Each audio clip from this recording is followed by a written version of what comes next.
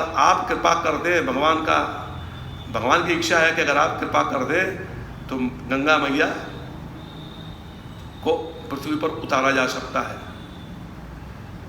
भगवान शंकर ने कहा कि ठीक है, आप भगवान विष्णु से कहो गंगा जी को छोड़े, मैं उनको पहले अपने सिर पर रखूँगा कि भगवान के चरणों से निकली है, मेरे लिए पंचामृत प्रसाद है, इसलिए मैं पहले सिर पर रखूँगा, फिर मैं उनको पृथ्वी पर छोड़ूंगा। भगीरथ बड़े प्रसन्न हो गए। अब उसके बाद भगवान विष्णु ने जैसे गंगा जी को अपने चरणों से छोड़ा, बड़े वेग से गंगा जी ऐसी आई जैसे लगा कि पूरे ब्रह्मांड को बहा ले जाएंगे। ब्रह्मा जी बड़े परेशान हुए। ब्रह्मा जी ने बड़ी स्तुति किया गंगा माता की। गंगा माँ की जब स्तुति किया, गंगा मैया प्रसन्न हो गई। ब्रह्मा जी ने कहा कि माँ आप मेरे कमंडल में आ जाइए। गंगा ने कहा कि देखो मैं विष्णु के चरण से निकली हूँ, अगर तुम कमंडल में लेते हो तो मैं फिर तुम्हारी पुत्री कही जाऊंगी। कहा तुम मेरी माता ही रहना करना, फिर तुम्हारी पुत्री बनना पड़ेगा मुझको। तो गंगा जी उनके कमंडल में आ गई, फिर वो उनकी पुत्री बन गई। फिर ब्रह्मा जी ने अपने कमंडल में भर लिया। अब वो वेग से वो नीचे जब उतरी तो शिव जी ने उनके अपने जटाओं में ले लिया, सिर पर ले लिया, और सिर पर ले लिया और इतना बड़ा जटा बना दिया भगवान शंकर ने, इतना विशाल जटा बना दिया कि गंगा जी उसी में उलझ के रह गई। अब भगीरथ नीचे ताक रहे हैं कि अब गंगा जी नीचे आ रही हैं, अब गंगा जी नीचे आ रही हैं, और गंगा जी उन जटाओं में उलझ गए। तब वो फिर से भगवान शंकर की प्रार्थना करने लगे, नमामि शमीशान निर्वाण रूपम विभुम व्यापकम ब्रह्म वेदस्वरूपम निजम निर्गुणम निर्विकल्पम निरीयम् संभजेहं निराकार ओंकार मूलम तोरि।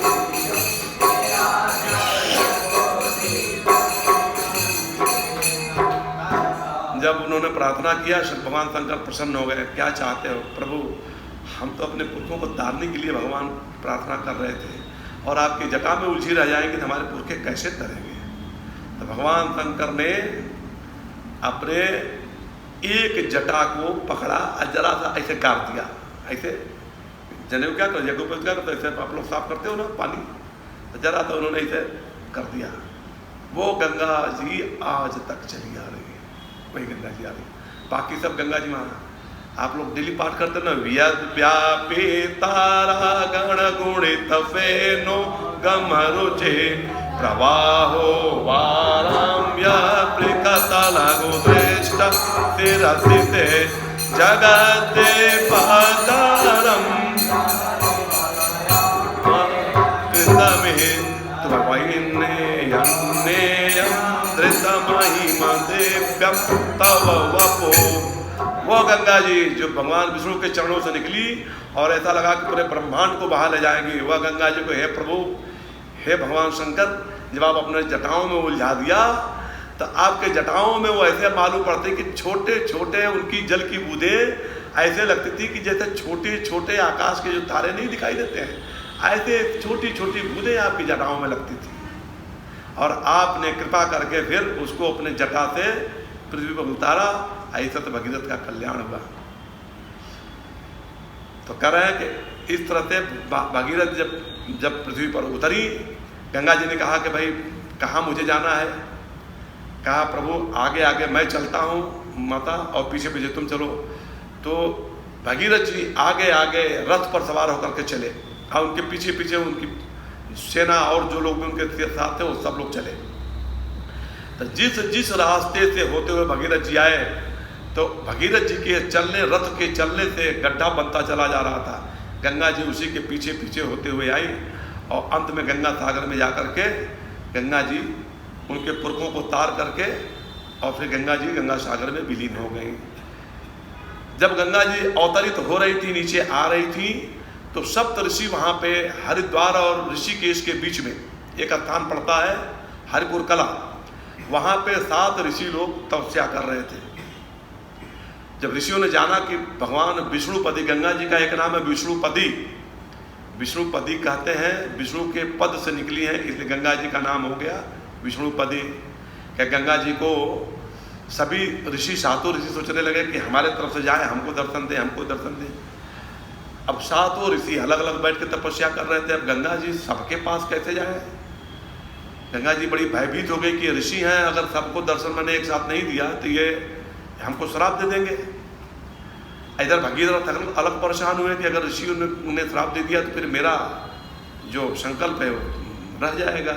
ऐसा विचार करके फिर गंगा जी ने अपने धाराओं को वहाँ पे 7 भागों में विभक्त कर दिया और सातों ऋषियों के बगल से होकर के गंगा जी उनके चरणों को स्पर्श करते हुए सारे ऋषियों ने गंगा जी को आशीर्वाद दिया। तो इस तरह से वहाँ पे गंगा जी की 7 धारा हो गई, इसलिए उसको सप्त धारा बोलते हैं। हरिद्वार से करीब 5 किलोमीटर ऊपर गंगा जी की 7 धाराएं आती हैं, उसको सप्त धारा बोलते हैं। तो उस सप्त धारा फिर आगे आकर के गंगा जी एक जगह हरिद्वार के ठीक पहले एक जगह मिल जाती हैं और वहाँ से फिर वो मैदानी भाग में उतरते हुए वहाँ तक आती हैं। इस तरह से भगवान की कृपा से, महाराजा भगीरथ के प्रयास से गंगा जी पृथ्वी पर अवतरित हुई और जब से अवतरित हुए तब से पापियों का पाप धो रही हैं, पापियों का पाप धो रही। भगवान वस्तुतः भक्तों पर कृपा करने के लिए ही गंगा जी को यहाँ पृथ्वी पर भेज दिए हैं, जिससे पापी लोग अपने धो करके पाप ताप को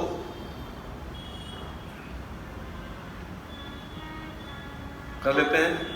भगवान की इसी कृपा की आदत से, कृपा की न होती जो आदत तुम्हारी, कृपा की न होती जो आदत तुम्हारी, तो सुनी ही रहती अदालत तुम्हारी। कृपा की न होती जो आदत तुम्हारी, तो सुनी ही रहती अदालत तुम्हारी। कृपा की न होती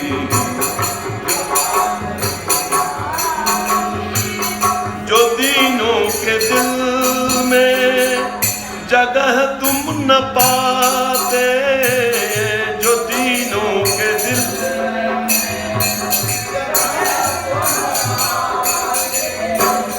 जो दीनों के दिल में जगह तुम न पाते, जो दीनों के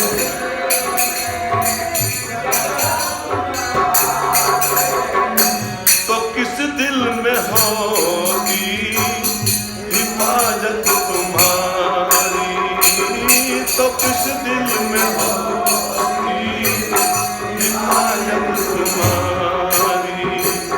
कृपा की न होगी जो आदत तुम्हारी, कृपा की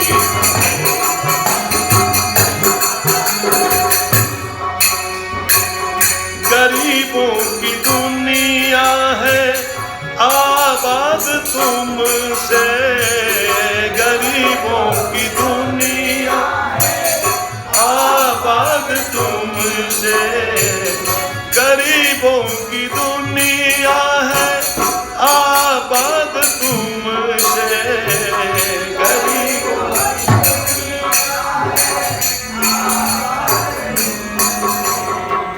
गरीबों से है बादशाह तुम्हारी, गरीबों से है बादशाह तुम्हारी।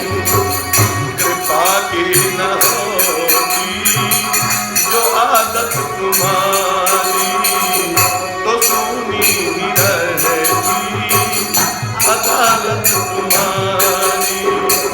न मुलजिम ही होते न तुम होते हाकिम, न मुलजिम न तुम होते हाकिम, न घर घर में होती इबादत तुम्हारी, न घर घर में हो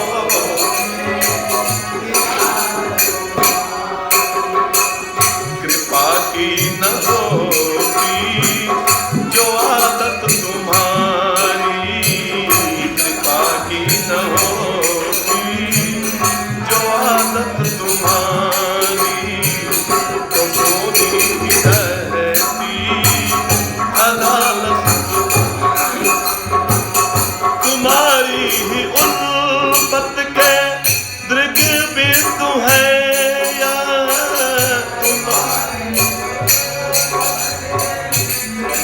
बिंदु है यहाँ तुम्हारे ही उल्फत के मृग बिंदु है यह तुम्हें सौंपते हैं अमानत तुम्हारी, तुम्हें सौंपते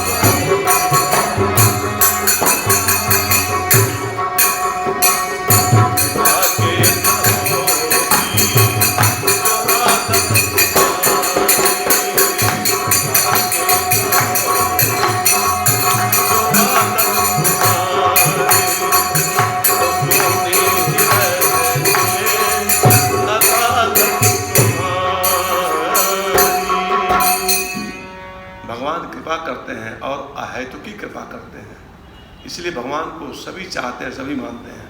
भगवान भी बदले में कुछ मांगने लगे आपसे ना तो कोई भगवान के पास नहीं जाएगा, कहा भाई तो लेन देन का मामला हो गया।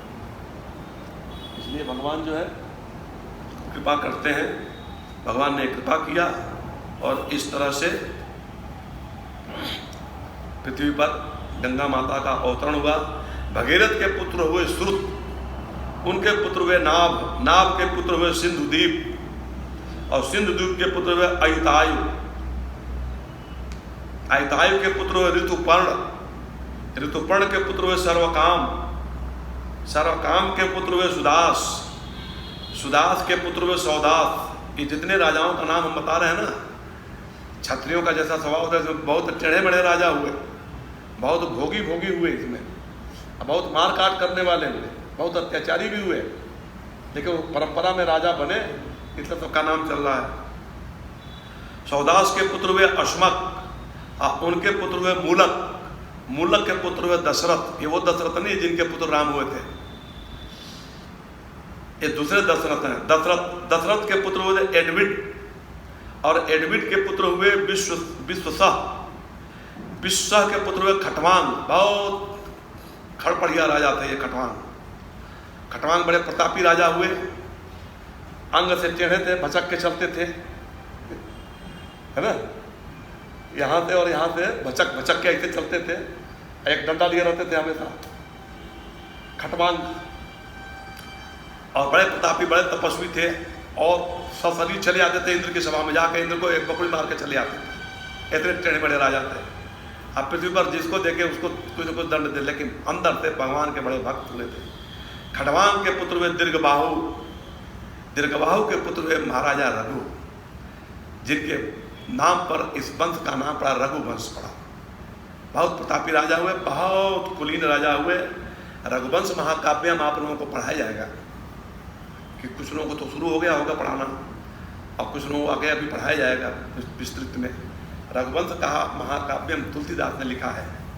महाराजा रघु ऐसे राजा हुए इस राम जी के खानदान के कि महाराजा रघु ने एक बार जो राजस्व यज्ञ किया और अपना सब कुछ दान कर दिया, उनके पास कुछ नहीं था।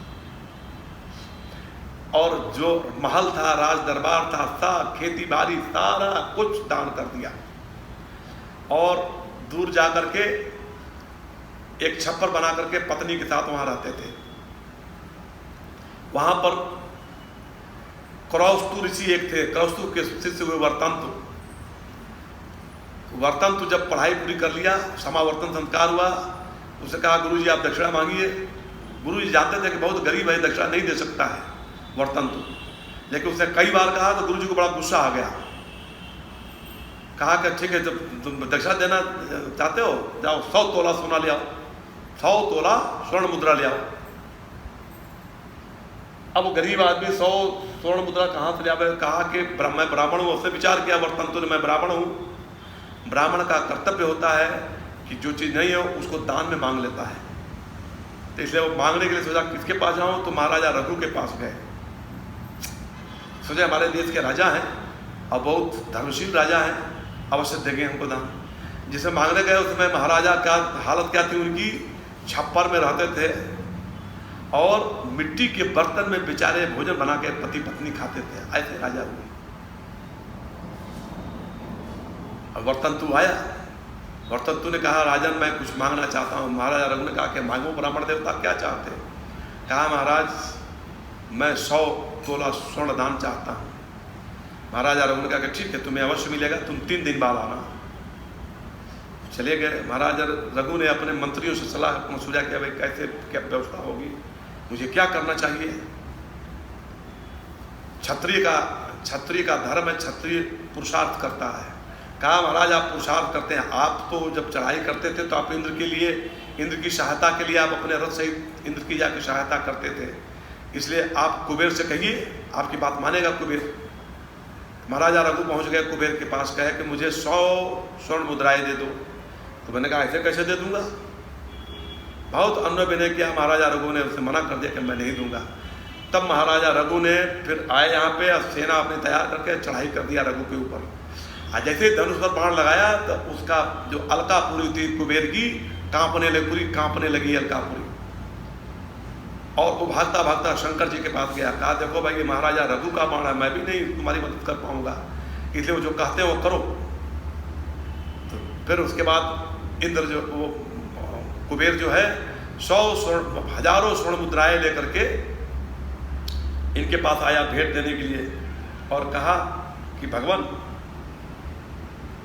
मैं वैसे तो आपने 100 कहा था, मैं 1000 स्वर्ण मुद्रा लाया हूं, लेकिन मुझे अपने कोष में लिखना पड़ेगा।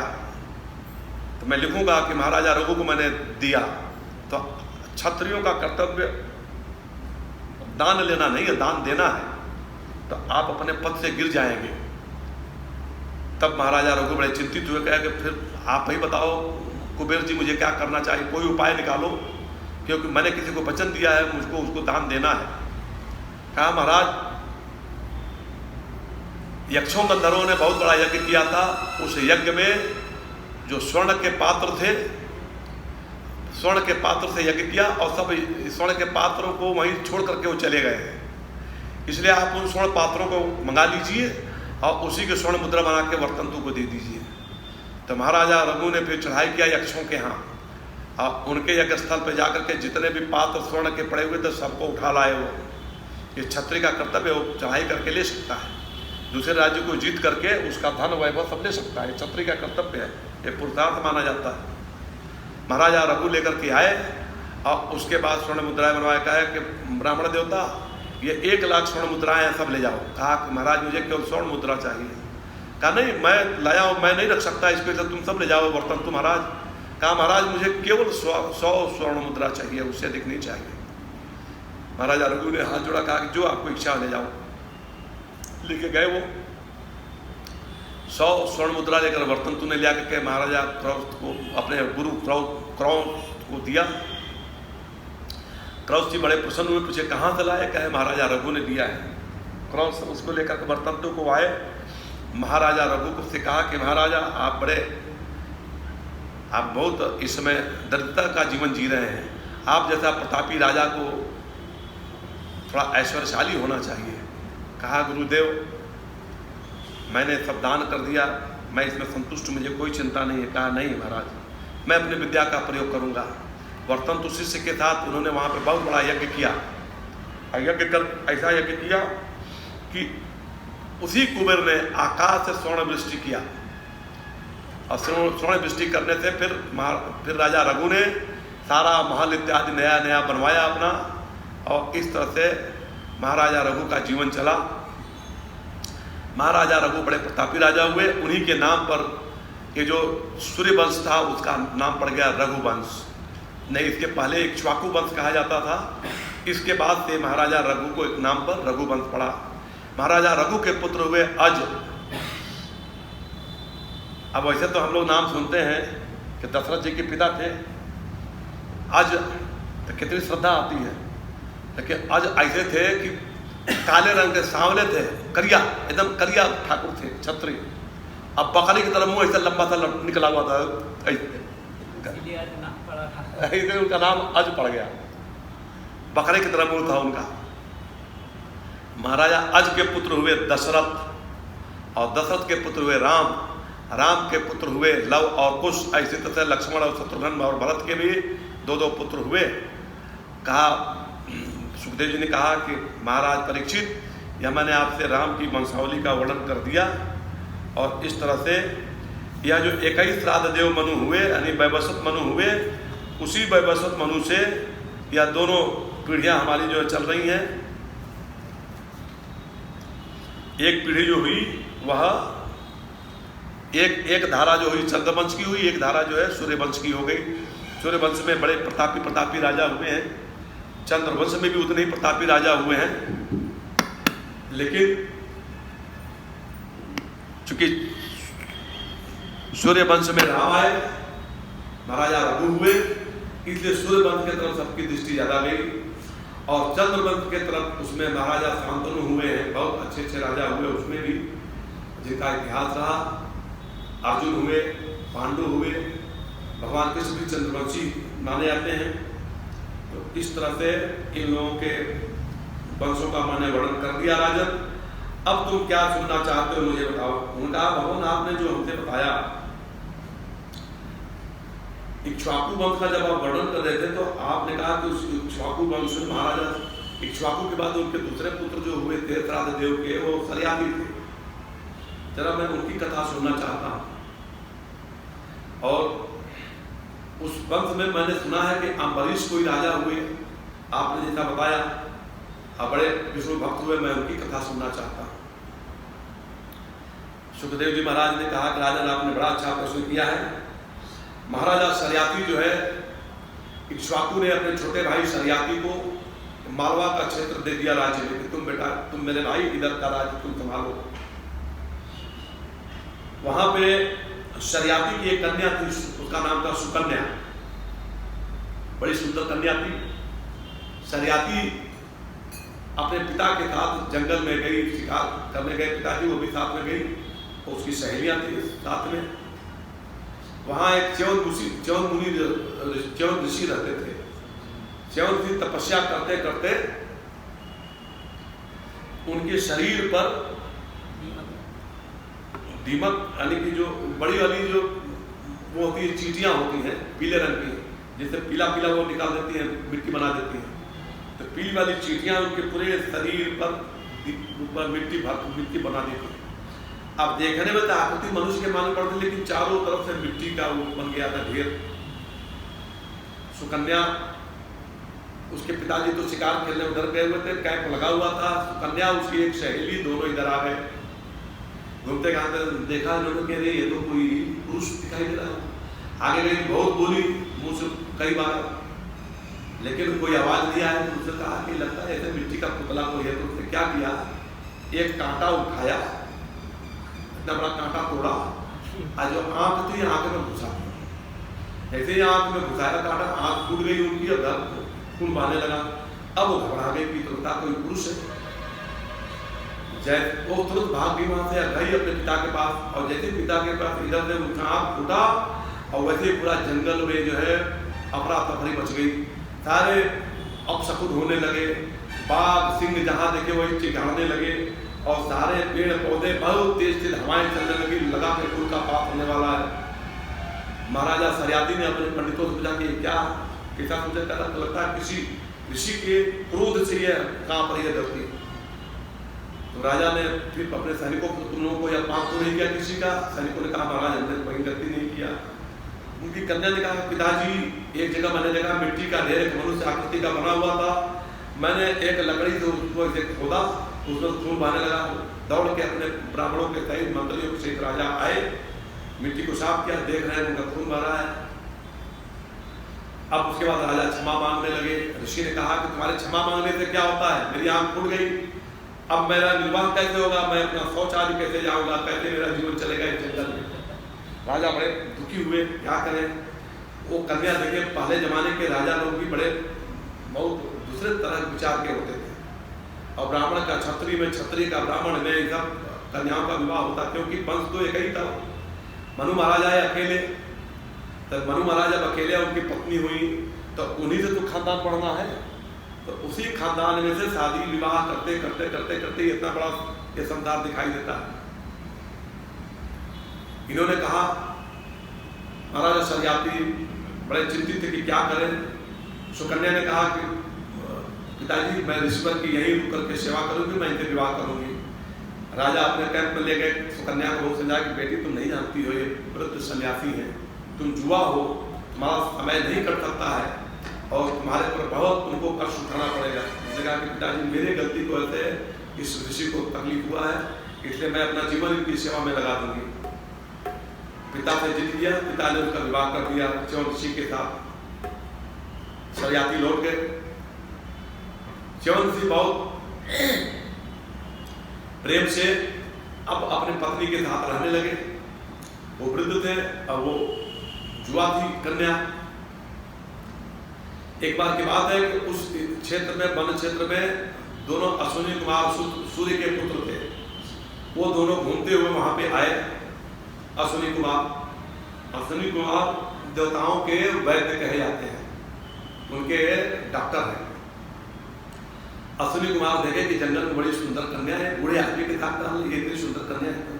उसने कन्या से कहा, कन्या तुम हमसे विवाह कर लो। उसने कहा कि हम आपसे नहीं कर, मैं पति बता, इसलिए ये मेरे पति हैं। कहा तुम कहाँ बूढ़े के चक्कर में पड़े हो? कहा कि ऐसा मत कहिए, मेरे पति हैं, आप प्रेम से कहिए। उन सबों ने कहा कि देखो मैं तुम्हारे पति को जुआ बना सकता हूं। कहा बना दीजिए। कहा तो हमको क्या मिलेगा? कहा प्रभु आप, मैं क्या कहूं आपसे। उन्होंने शर्त रख दिया अश्विनी कुमारों ने कि देखो तुम्हारे पति को हम जुआ बना देंगे, हम अपने जैसा सुंदर बना देंगे, और तुमको जब हम तीनों जगह खड़े हो जाएंगे। अगर तुम अपने पति को पहचान लोगी तो जिसको तुम अपना पति पहचानोगे वही तुम्हारा पति हो जाएगा। अब वो डर गई। कहा कि आपकी बात मैं नहीं मान सकती, मैं अपने पति से बात कर लूँगी। वो च्यवन ऋषि के पास गए कि ऐसा ऐसा जो कुमार आए हुए हैं कि इस तरह का प्रस्ताव दिया है, आपकी क्या आज्ञा है? मैं चाहती हूँ कि आपको स्वस्थ कर दूँ। च्यवन ऋषि ने कहा कि प्रिय, अगर हम स्वस्थ हो गए और कहीं तुम दूसरे के पास चले गए, फिर स्वस्थ हो गए हम क्या करेंगे? लेकिन फिर भी मैं स्वस्थ होना चाहता हूँ, मैं जुआ होना चाहता हूँ। इसने कहा उनका तो प्रस्ताव स्वीकार है। तो दोनों अश्विनी कुमार ऋषि च्यवन के पास आए और उन्होंने वहां पर गड्ढा खुदवा करके तालाब बनाया। उस तालाब में उन्होंने जड़ी बूटी डाल करके, औषधि डाल करके पानी भरवाया। पानी भरवा करके और च्यवन ऋषि को साथ लेकर तीनों के तीनों उसी तालाब में घुस गए। और तीनों घुस गए, तीनों एक जैसे रूप, रंग, वर्ण, लंबाई, चौड़ाई, मोटाई, एक जैसा वस्त्र पहने में तीनों आ गए। अब कहा कि कन्या आप अपने पति को पहचानो। अब तीनों खड़े हैं, तीनों एक जैसा प्रोटोटाइप। कन्या बड़े चिंतित हुई, कैसे पहचान। उसने भगवान विष्णु का प्रार्थना किया कि हे प्रभु, यदि अब तक मैंने अपने पति की सच्चे मन से सेवा किया है, आप मुझे अपने पति का इन तीनों में से ज्ञान करा दीजिए कौन मेरा पति है। तो उसी समय उसके मन में से बात आई कि इसमें से जो ये दाहिने किनारे खड़े हैं ये मेरे पति है। कहा ये दाहिने वाले मेरे पति हैं। दोनों अश्विनी कुमार समझ गए कि कन्या ने तो पहचान लिया। अब उसके बाद इनको कहा कि अब तो आप पहचान गए। कन्या उनके पास छोड़ करके अश्विनी कुमार जाने लगे। ऋषि कुमार ने कहा कि देखो, च्यवन ऋषि ने कहा कि देखो तुम्हारा हमारे पर बहुत बड़ा उपकार है, तुमने हमको जुआ कर दिया है, हमसे भी कुछ मांग लो। कहा महाराज आप क्या दे सकते हो? कहा तुम जो मांग लो, हम अपने तपस्या के वक्त तुमको सब कुछ देने में समर्थ है। अश्विनी कुमारों ने कहा कि जो यज्ञ होता है, यज्ञ में एक इंद्र बड़ा बदमाश है, यज्ञ का भाग हम लोगों को नहीं देता है, हम चाहते हैं यज्ञ का भाग हमको भी मिल जाए। च्यवन ऋषि ने कहा कि बिल्कुल मैं तुम्हें यज्ञ दूंगा, तुम यज्ञ की तैयारी कराओ। अपने पत्नी से कहा कि तुम महाराजा सरियाती से कहो कि यज्ञ का सारा खर्च उठाएं। बहुत बड़े यज्ञ का आयोजन हुआ। यज्ञ का जब प्रारंभ होना था तब इसने कहा, च्यवन ऋषि ने कहा कि उन अश्विनी कुमारों ने कहा कि भगवान एक बात आपको सावधान कर दे कि जब आप यज्ञ करेंगे इंद्र धोखे से आएगा, इंद्र यज्ञ पूर्ण होने से पहले ही आपका गला काट देगा। तो गला काट देगा, यज्ञ पूरी नहीं हो पाएगी, हम लोगों को यज्ञ का भाग नहीं मिल पाएगा और उल्टे आपका नुकसान हो जाएगा। तो उनका क्या करना चाहिए? प्रभु हम विद्या जानते हैं, हम आपका गला काट करके घोड़े का उस पे लगा देते हैं और आपके मुंड को हम लेप लगा करके कहीं रख देंगे। इंद्र आएगा, जब आपका गला काट के लेकर चला जाएगा, आप घोड़े के